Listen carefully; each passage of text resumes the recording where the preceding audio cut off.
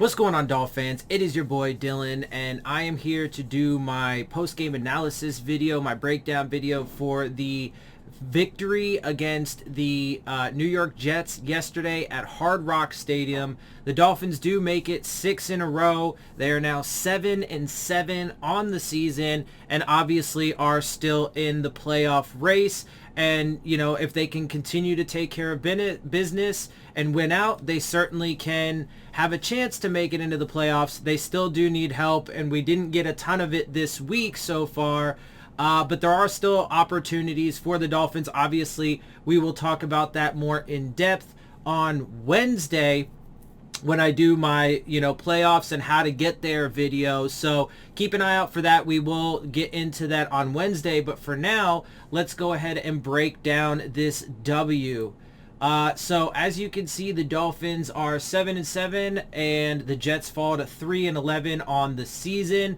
We win by 31-24.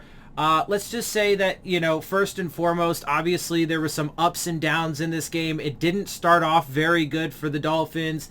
Tua obviously had his 2 interceptions, including the pick 6, to tie it 24-24 late in the game. So there were ups and downs. If I'm going to give him a grade in particular, I give him a C. I probably give the entire team maybe a C, B minus probably at best, because there were still penalties in this game that were costly. Obviously the turnovers and other mistakes and stuff like that. So, but obviously too, we were a bit shorthanded, with the COVID. Javon Holland wasn't there. Waddle wasn't there.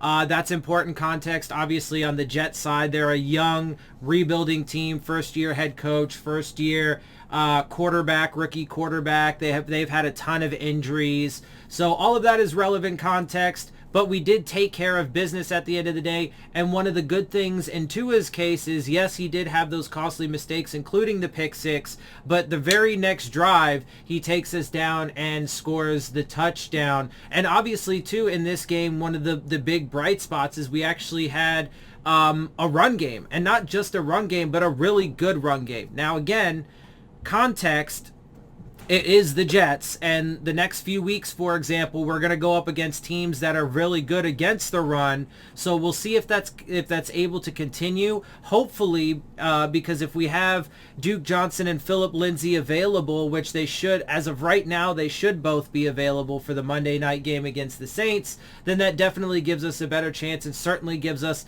a better chance down the stretch. And if we were to make it into the playoffs, if we are able to run the ball. So let's go ahead and break this down. The Dolphins had 379 total yards, pretty solid there, to the 228 for the Jets. We had 196 passing to their 126. This is the number, though, that I love to see here, is the 183 rushing yards. Now, again, are we going to see that over the next few weeks? Probably not. It's probably going to be tough sledding even with these guys, but Duke Johnson and Philip Lindsay are a solid starting point for solving the Dolphins' running back issues going forward, not just for the remainder of this season, but also next year. So there is some promise and some hope and optimism in that regard. We did allow 102, though, to the Jets. 5.4 yards per play for us, 4.2 for them. Both teams lost a fumble, and we obviously threw the 2 interceptions, so we did lose the turnover battle. We were 41% on third downs, though, and they were only 27. We did control the time of possession at 34-22 to their 25-38. We did have those 5 penalties, as I mentioned, to their 3. Now, taking a look at Tua and how he did, he was 16 of 27. Now, definitely this was one of his worst games, but he did still show you some good things. Obviously, there was still some nice throws. He still was part of the solution, right, when it came to actually winning this game. Now, he did have those terrible mistakes, and that is absolutely part of the context and something to keep in mind, something he's obviously got to clean up going forward. He's got to get better at, etc., etc. But overall, and especially with those mistakes taken into account, the fact that he was able to brush it off, come back and put the team in position to win, and then they got the W, that's what you love to see. So 16 of 27, 59.3% completion percentage, 196 yards, 2 touchdowns, 2 interceptions, and a 75.5 passer rating. Zach Wilson was 13 of 23 for 56.5%, 170 yards, and an 80 passer rating. Rushing, Duke Johnson led the way, 22 rushing attempts for 107 yards, the 2 touchdowns, and a 4.9 average. And this kind of performance from the running game is something you like to see. That's Duke Johnson, by the way. It actually turns out to be his first 100-yard rushing game of his career, which is fascinating. Myles Gaskin added in 10 for 54 yards and a 5.4. Tua added in 7 for 19 and a 2.7. Now, their running game actually did pretty good overall, and especially when you look at these averages for these backs, minus Michael Carter, the rest of them averaged 5, 6, 6.3. Tevin Coleman was 8 for 50 yards and a 6.3. Michael Carter was 8 for 18 and a 2.3. Austin Walter, 2 for 12 and a 6 average, and Braxton Berrios, 2 for 10 yards with the touchdown and a 5 average.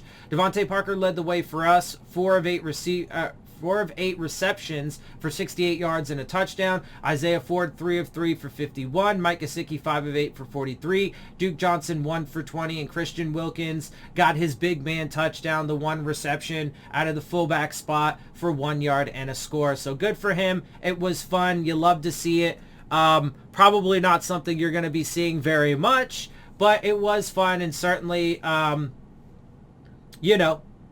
the Jets probably not. By the way, the Jets, I was going to say, because, a team like the Jets is, a team that you can break out some of those, tricky Pizicki stuff that kind of, fools them or whatever, because they're not a very good team. But I was going to say, man, the Jets actually had some trick plays of their own that were pretty effective. So we got to get, in tune with that sort of stuff as well. Anyway, Jamison Crowder led the way for them, 5 of 8 for 40 yards. Ryan Griffin, 2 of 2 for 39. Tyler Kroft, 2 of 2 for 35. Braxton Berrios, 1 for 26. And Trevon Wesco, 1 for 19.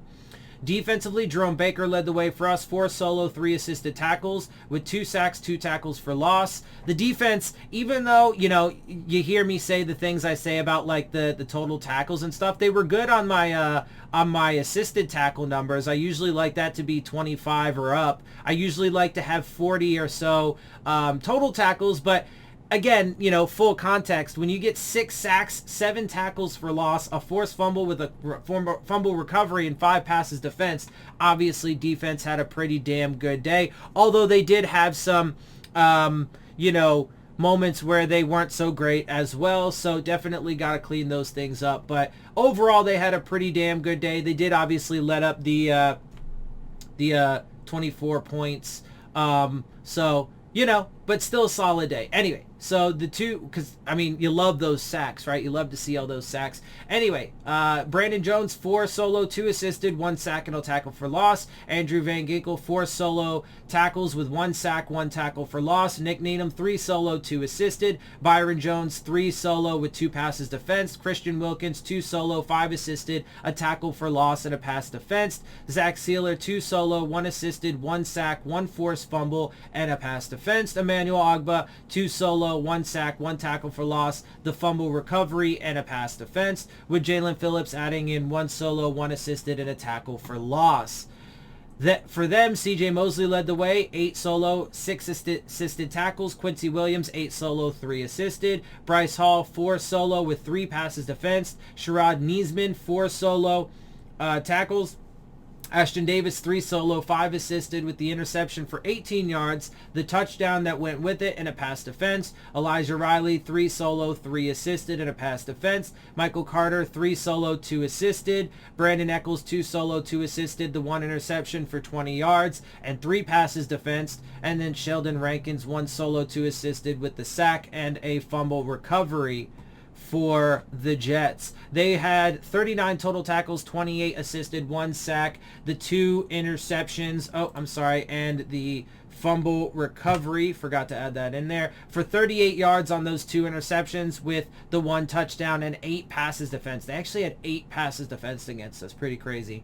Anyway, in the kicking game, Jason Sanders had a good day. He had a good day. He didn't miss anything. He was 1 for 1 on his field goals, which was 24 yards, and 4 for 4 on his extra points. Eddie Pinheiro was 1 for 1 on his field goal for 27 yards and 3 of 3 on his extra points. Michael Pilardi had 3 punts for a 53 average, 1 inside the 20 and a long of 56. Braden Mann, 6 punts, a 46.5 average, 3 inside the 20 and a long of 63. Neither team had a kickoff return. Let's see, Tommy Lee Lewis had 1 punt return for us for 5 yards. Braxton Berrios had 2 for an 11.5 average, a long of 12.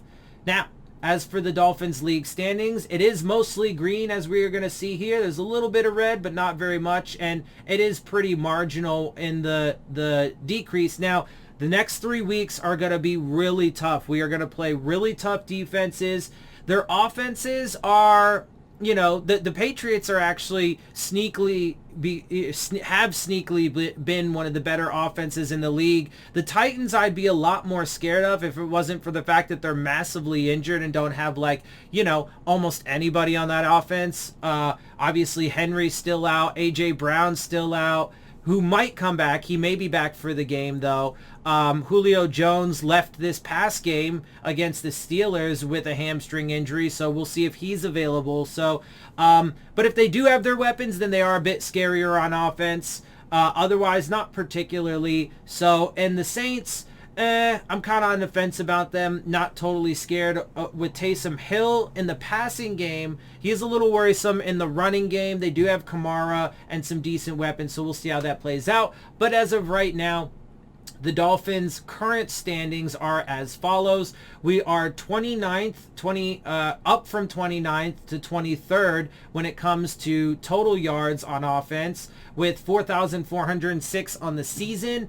and up from 309.8 to 314.7 per game. We remain 16th in the league. There is no change in our standings when it comes to our passing. We have 3,424 on the season. That obviously is an increase from last week, but it does leave us at 16th. We do have a very slight drop, not very much obviously, pretty marginal, but a slight drop here from 248.3 to 244.6 per game. Again, still 16th.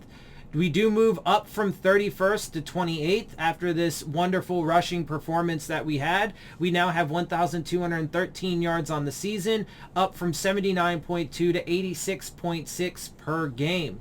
When it comes to points, we are 25th or 22nd, or up from 25th to 22nd or 20th with ties at 285 total points. We have an increase from 19.5 to 20.4 per game, which is which is good for a jump from 25th up to 24th or 22nd after ties.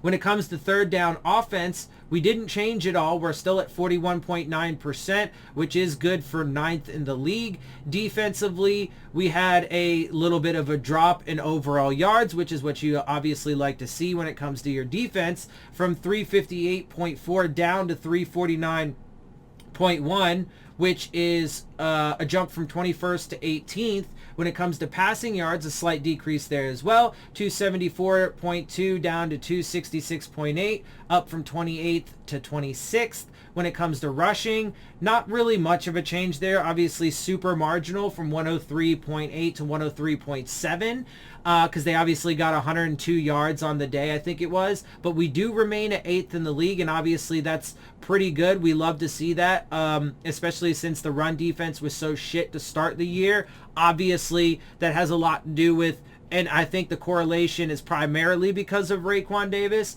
But again, let's see how we fare over the next 3 weeks when we have teams that are really good at running the ball.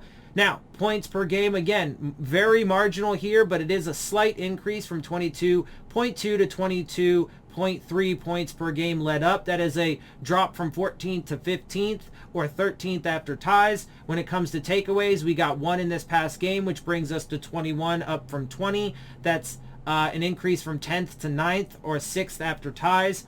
Interceptions, we didn't move anywhere. We still have 11 on the season. We are still 17th in the league, or 8th after ties. When it comes to fumbles, we got one, up from 9 to 10. That brings us from 7th up to 6th in the league, or 4th after ties. When it comes to sacks, with our 6 sack performance, we go from 31 to 37 on the year, up from 14th, a pretty major jump here from 14th up to 6th, or 3rd after ties.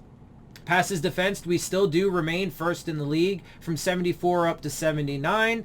And then when it comes to third down defense, there is a slight drop from 43.7 down to 42.8. That brings us from 28th up to 24th. Now, did we win? Yes, obviously love to see it. Got to keep winning. Every game is basically a playoff game for us right now, because it's basically one and done. There are still a couple scenarios that could play out with the Dolphins making it, 9-8, but they are very, very few, far between, and we haven't been getting a ton of help that will, get us to that point when it comes to the other games. So again, we'll talk about that more on Wednesday, but we are still in the mix. So let's just do a quick drive-by-drive breakdown. Dolphins receive the ball to start. They go 3 and out. Then the Jets get a touchdown after 10 plays. Again, didn't start out very well. Dolphins then did throw their interception. It was just the first play on that drive. Obviously, again, starting to kind of worry. Jets then get a field goal. It's now 10-0. Dolphins go 3 and out. Jets go 3 and out. Finally, the Dolphins get some life on offense. They get a touchdown after 8 plays. They bring it to a score of 10-7. Now it's a 3-point game. Jets then get another touchdown after 8 plays, making it 17-7. You're like, all right, the first half wasn't so good. Dolphins did make their adjustments and obviously pulled it out in the second half, even though there were still some up and down moments. But anyway, so 17-7 after that. Dolphins then get a field goal, making it 17-10. Jets then punt after 6 plays. Dolphins end the half after 1. Move to the third quarter. Jets receive the ball. They go 3 and out. Dolphins get a touchdown, tying the game 17-17.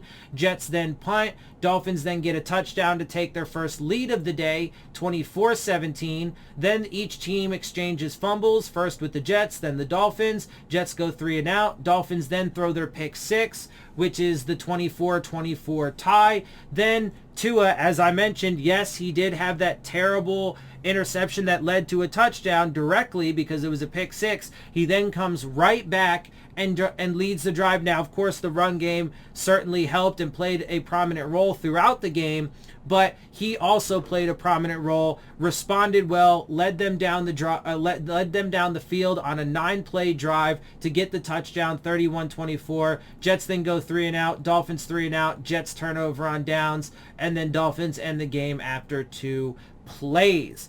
And there you have it. So again, Dolphins do what they need to do. They are keeping themselves in it. Obviously, the 1-7 start put themselves in a serious hole. As you guys know, I don't think there was any excuse for them to not play the defense that they've been playing the second half of the season. I find it shady and suspicious, and I think that you guys know what I think. We don't need to get into that. But it is what it is. It did happen, and they have turned it around in part because they finally did actually start calling the proper defense. And Tua, on the offensive side of the ball, has been phenomenal for the most part, and certainly elevates this offense at least to the point where they can, for one, they've won 6 straight games, but also where he does give us a chance and an opportunity to be competitive in these last 3 games and give us some hope that maybe, just maybe, as long as the odds may be, we can get there. So again, we'll talk about that more on Wednesday. For now, I'm going to get out of here. Before I do, check out the Rave On Sports App, the new fan-driven sports app for all your sports, basketball, baseball, football, college, whatever you like.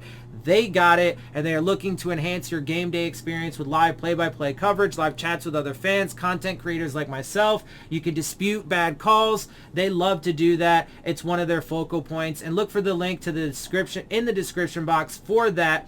And with that, I'm going to get out of here. I hope you guys appreciate my perspective. If you do, hit the subscribe button, hit the like button, hit the bell if you want to get the alerts. Share my channel and videos with your friends and family. Leave your questions, comments, and concerns down in the comments section. And of course, as always, follow me on Twitter at DillonTartaro. as well as on Instagram at Dolphins_with_Dillon. And with that, I am out. I'll see y'all soon. Fins up.